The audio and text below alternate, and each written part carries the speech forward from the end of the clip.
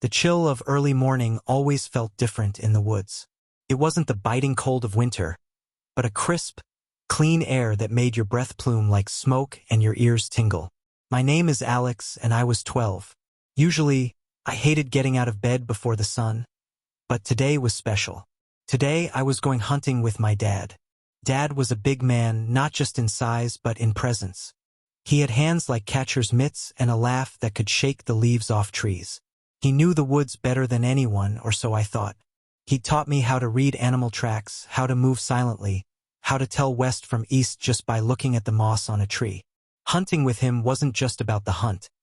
It was about learning, about being quiet and observant, about feeling connected to something ancient and wild. It was our thing. "Ready, slugger?" Dad whispered, his voice a low rumble that always managed to sound like a secret even when he spoke normally. He stood by the back door, his hunting rifle slung over his shoulder, a thermos of hot cocoa in one hand and a bag of jerky and trail mix in the other. He wore his old, faded camouflage jacket that made him look like part of the forest itself. I nodded vigorously, my heart thumping with excitement. I had my small backpack with my binoculars, a compass Dad had given me, and a half-eaten candy bar I'd snuck from the pantry. I wasn't old enough to carry a rifle, but Dad let me carry his empty decoy bag, which made me feel important. After a quick breakfast of pancakes, Dad always made sure we had a good meal before a long day. We were in his old pickup truck, rumbling towards the edge of the Oakwood Forest. Oakwood Forest wasn't like the woods behind our house. Locals told stories about Oakwood, old tales of strange lights, of people getting lost and never quite finding their way back the same, of whispers carried on the wind when there was no wind to speak of. Dad always just chuckled and said they were just stories, meant to scare kids and keep people from trespassing on private land. But even he admitted there was a certain feel to Oakwood, a quiet intensity that was different from any other forest. We usually stayed to the outer edges. Today, though, Dad said we were going deeper, to a clearing he'd heard about where deer liked to graze. The drive was long, the paved road eventually giving way to a bumpy dirt track that wound deeper and deeper into the trees. The light filtering through the canopy grew dimmer, even though the sun was now fully up. When Dad finally stopped the truck, the silence was profound. It felt thick, heavy, like a blanket thrown over everything. We stepped out, and the air was immediately colder, sharper. It smelled of damp earth, pine needles, and something else I couldn't quite place. Something a little stale, a little ancient. "All right, Alex," Dad whispered, checking his compass. "We'll head northeast for about an hour. Keep your eyes open, your ears peeled, and stay close." I nodded, gripping the strap of my decoy bag.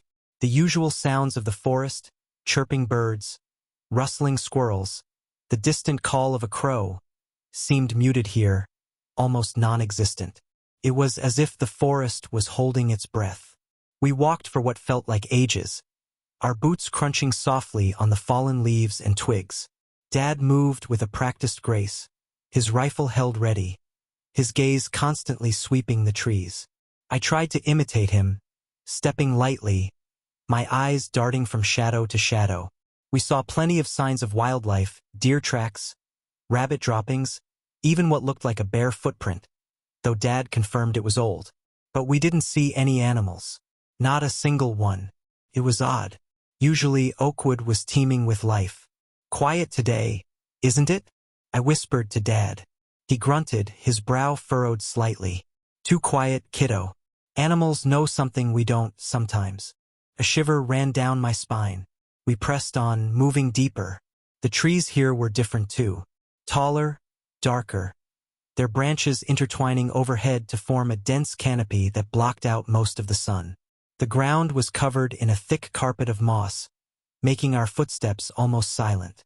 The air grew colder, like we'd walked into a giant, natural refrigerator. Suddenly, Dad stopped. He held up a hand, motioning for me to freeze. I stopped dead, my heart hammering.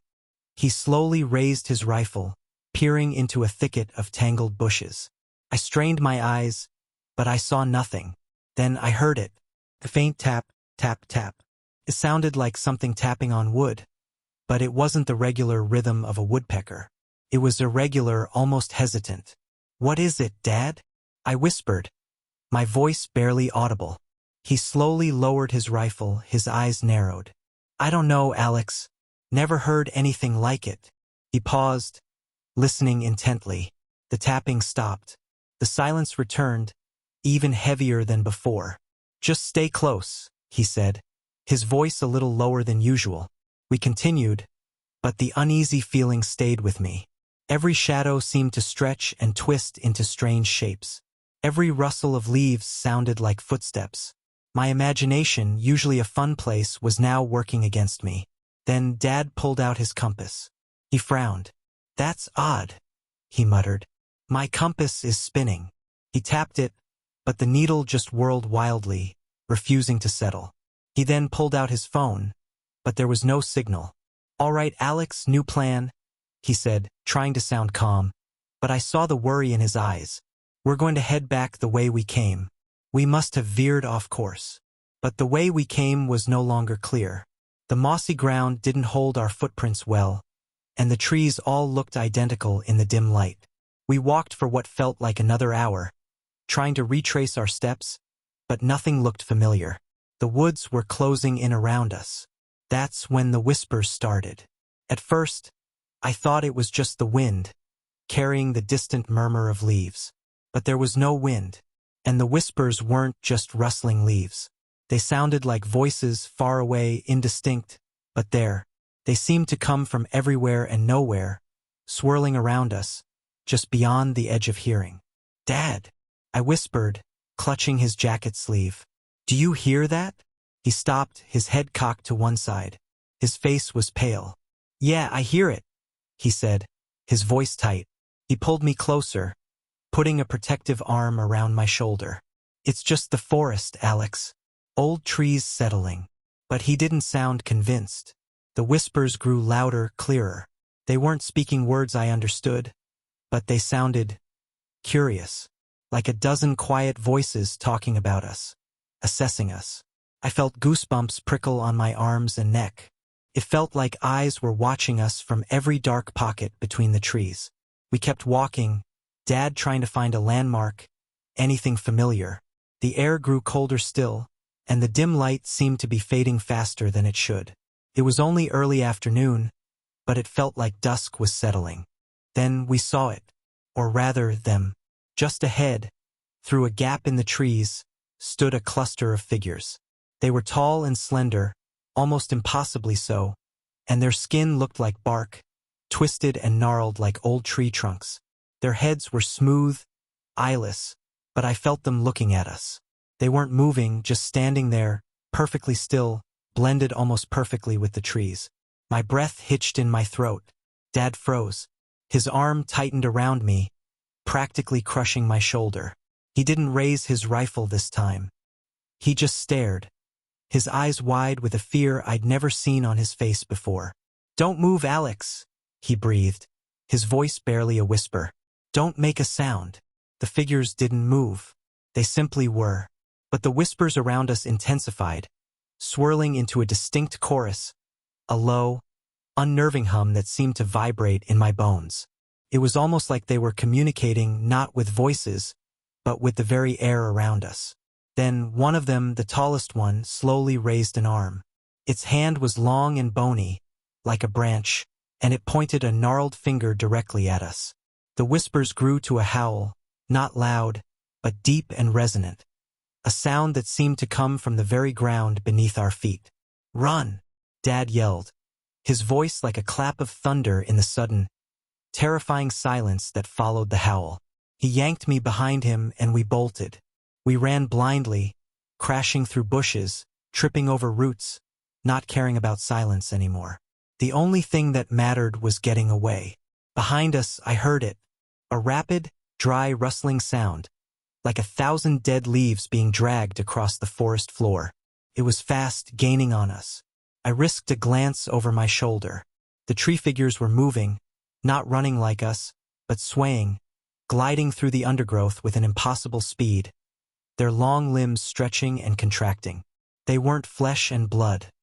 They were something else, something of the forest itself, disturbed and now pursuing. "Keep going, Alex. Don't look back," Dad roared, his voice hoarse. He was still holding my hand, pulling me forward, his strength incredible. We ran until my lungs burned and my legs felt like jelly. The whispers were all around us, now accompanied by soft, mocking chuckles that seemed to come from right beside my ear. I could feel their cold presence, the stale, ancient smell of them growing stronger. Suddenly, Dad tripped on a root, falling hard. I stumbled with him, landing beside him. His rifle flew from his grip, sliding across the mossy ground. He scrambled to get up, but one of the figures was already there, towering over him, its bark-like arm reaching out. Its hand wasn't touching him yet, but the air around it was icy cold, and I could hear the whispers distinctly now, a jumble of ancient, guttural sounds, as if they were arguing over us. "No!" I screamed, a raw, terrified sound. Without thinking, I grabbed the closest thing, a thick, broken tree branch with a jagged end. I swung it wildly, my small body fueled by pure adrenaline, hitting the bark-like arm of the towering figure. There was no sound, no cry of pain, but the figure flinched back rapidly, as if burned. A low collective hiss rose from the other figures, and they paused, their movements freezing. I swung again, aiming for its chest, and this time, the branch seemed to pass through it, disturbing the air that surrounded it. It was like hitting smoke, but the figure recoiled again, its form shimmering for a moment. Dad scrambled up, grabbing the rifle. He didn't aim to shoot, he aimed to strike. He swung the butt of the rifle at the closest figure, and again, it recoiled, a shiver running through its strange, bark-like form. "They don't like direct contact," Dad gasped, his eyes wild. "Or maybe metal. Or something that isn't from here." He grabbed my hand again. "Hold that branch, Alex. Keep swinging." We ran again, me swinging the branch in a wide arc around us, Dad holding his rifle like a club, occasionally striking out at the shadows that tried to close in. The whispering was a frenzy now, and their rustling pursuit was relentless. But the branch, that mundane, simple branch from an ordinary tree, seemed to keep them at bay, causing them to hesitate. We burst through a particularly dense thicket and suddenly, the air changed. It wasn't as cold. The light felt a little brighter. The whispers seemed to recede, becoming fainter, more distant. We were still running, but the terrifying closeness of the figures was gone. I risked a look back. The dense canopy behind us seemed to solidify, becoming an impenetrable wall of darkness. I saw no figures, only the deep, unsettling gloom of the oakwood. We didn't stop until we stumbled out of the tree-line and onto a gravel road. It wasn't the one we had parked on, but it was a road. The sun was shining brightly here, and the silence was no longer heavy, but just the normal quiet of a country lane. We collapsed onto the gravel, chests heaving, lungs burning. Dad pulled me into a tight hug, his body trembling. "You saved us, Alex," he rasped, his voice thick with emotion. "That branch. You found their weakness." I just clung to him, too exhausted and terrified to speak. The fear was still a cold knot in my stomach, but it was slowly giving way to relief. We walked for what felt like hours down that gravel road until we finally reached a small gas station way out past the main road. Dad called Mom, his voice shaky, telling her we'd gotten a little lost. He never mentioned the tree figures or the whispers or the cold. He just kept looking back towards the distant outline of the oakwood forest, his eyes holding a haunted look I'd never seen before. We eventually got home. Mom fussed over us, made us hot soup, and told us how worried she'd been. Dad just kept quiet, occasionally glancing at me, a silent understanding passing between us. My decoy bag was still slung over my shoulder, but I had dropped the branch somewhere back in the woods. Maybe that was for the best. I never went hunting in Oakwood Forest again. Dad never suggested it.